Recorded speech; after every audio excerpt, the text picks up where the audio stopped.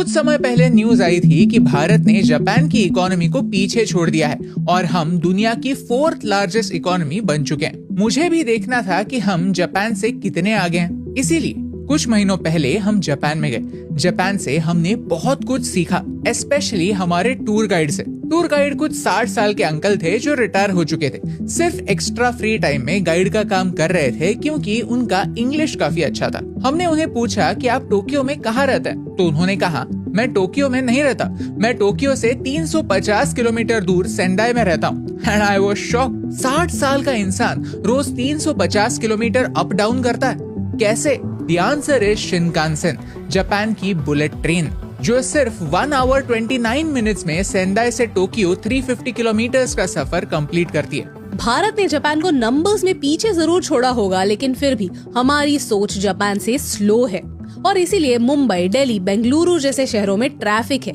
इसीलिए हमारे शहर ओवर क्राउडेड है, क्योंकि जहां जापान के लोग दिन में 100-150 किलोमीटर की जर्नी 1 घंटे में पूरी करते हैं और हमें कभी कभी 5-6 किलोमीटर ट्रैवल करने में भी उतना ही समय लगता है। जापान ने अपना ट्रांसपोर्ट इस तरह प्लान किया है कि आप आराम से एक शहर से दूसरे शहर रोज काम करने के लिए जा सकते हो। देश के कैपिटल का हाल देखिए, दिल्ली एनसीआर में रोड चौड़े हैं, लेकिन इतनी ज्यादा गाड़ियां होंगी और सबके ऑफिस टाइमिंग सेम होंगे तो ट्रैफिक तो होगा ही ना।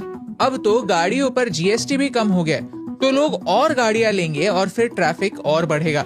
इसका इम्पैक्ट आपके मूड पे तो होता है ही साथ देश की जीडीपी पर भी होता है। मजाक नहीं है, ट्रैफिक जैम्स लिटरली देश के ग्रोथ इंजन को फुस कर रहे हैं, जिससे देश के जीडीपी को $22 बिलियन यानी ऑलमोस्ट 2 लाख करोड़ रुपए का नुकसान होता है। अगर हमने जापान की इकोनॉमी को पीछे छोड़ा है तो हमें उनसे कुछ सीखना भी चाहिए, राइट?